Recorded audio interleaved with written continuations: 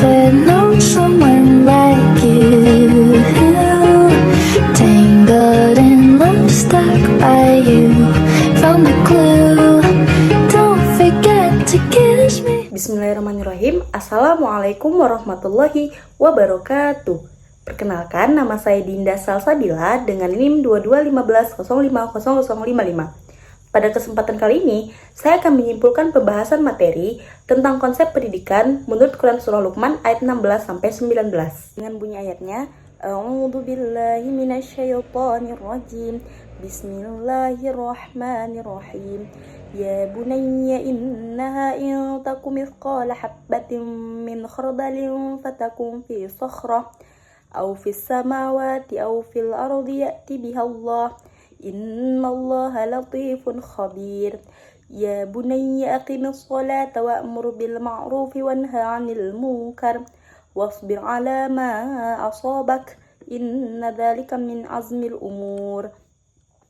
ولا تصعر خدك للناس ولا تمشي في الأرض مرحا إن الله لا يحب كل مختال فخور واقصد في مشيك واغضض من صوتك إن أنكر الأصوات لصوت الحمير صدق الله العظيم. Adapun penafsiran dari 3 kitab tafsir, yang pertama adalah tafsir Ibnu Katsir. Tafsir Ibnu Katsir pada ayat 16, beliau menjelaskan bahwasanya Luqman menasihati anaknya tentang keadilan Allah dalam membalas amal perbuatan manusia, walaupun sekecil apapun itu. Dan ayat ini juga menegaskan bahwa Allah maha teliti dan tidak ada yang luput dari pengetahuannya, baik perbuatan itu tersembunyi di dalam batu, di bumi, ataupun di langit.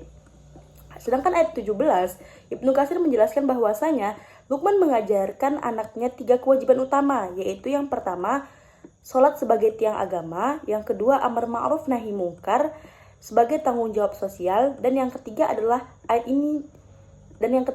sabar dalam menghadapi segala cobaan.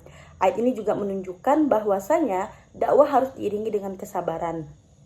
Adapun pada ayat 18-19, Ibnu Katsir juga menggambarkan bahwasanya ayat ini menunjukkan tentang larangan sombong dan angkuh, karena ini adalah sifat-sifat tercela. Ia juga memerintahkan bahwasanya untuk bersikap tawadu ataupun rendah hati dan tidak berlebihan dalam berbicara.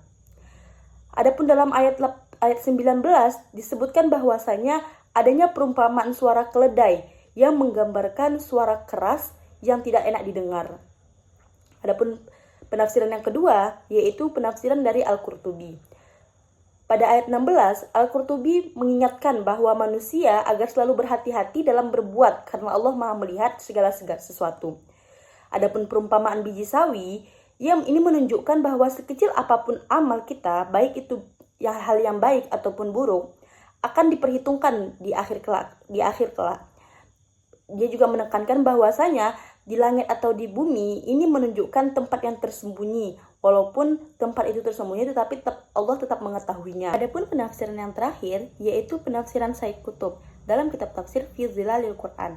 Beliau menjelaskan bahwasanya ayat 16 mengajarkan tentang kesadaran ilahiyah, yaitu muraqabatullah, yang manusia akan selalu dan harus merasa selalu diawasi oleh Allah dalam semua tindakannya.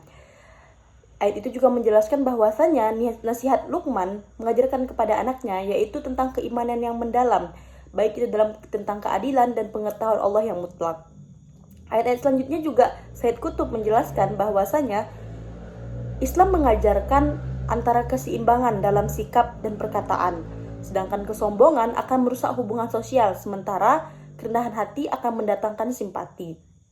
Begitu juga Said Qutb menjelaskan bahwasanya kontrol suara ataupun kita mengontrol suara itu mencerminkan kedewasaan ataupun penghormatan kepada orang lain. Adapun nilai pendidikan yang dapat diambil dalam Quran Surah Luqman ayat 16-19, yaitu pada ayat 16, Luqman mengajarkan kepada anaknya tentang pentingnya menanamkan kesadaran ilahiyah ataupun muraqabatullah sejak dini, di mana anak harus memahami bahwa Allah mengetahui segala perbuatan, sekecil apapun itu. Hal ini juga menjadi dasar pendidikan karakter yang menekankan pada aspek kejujuran dan tanggung jawab, karena anak akan menyadari bahwa setiap tindakannya akan dipertanggungjawabkan di hadapan Allah Subhanahu wa taala. Selanjutnya pada ayat 17 dijelaskan bahwasanya ayat ini menekankan tentang 3 pilar pendidikan yang tidak boleh diabaikan, yaitu ibadah, tanggung jawab sosial, dan juga ketahanan mental. Adapun perintah sholat mengajarkan kedisiplinan dan ketundukan kepada Allah. Sedangkan amar ma'ruf nahi mungkar ini melatih anak untuk peduli terhadap sosial ataupun lingkungannya dan berani menyuarakan kebenaran. Sedangkan ketahanan mental ini masuk kepada aspek kesabaran. Sedangkan pada ayat 18 sampai 19, ayat ini memberikan pelajaran berharga tentang pendidikan akhlak dan adab dalam sosial. Larangan bersikap sombong dan angkuh mengajar anak untuk rendah hati ataupun tawadu. Sementara berbicara dengan lembut dan tidak keras melatih kesopanan dalam komunikasi. Secara keseluruhan, surah Luqman ayat 16 sampai 19 menawarkan kerangka pendidikan yang integratif di mana aspek spiritual, moral, dan sosial diajarkan secara seimbang. Mungkin hanya itu yang dapat saya sampaikan. Terima kasih atas segala perhatian. Mohon maaf atas segala kesalahan.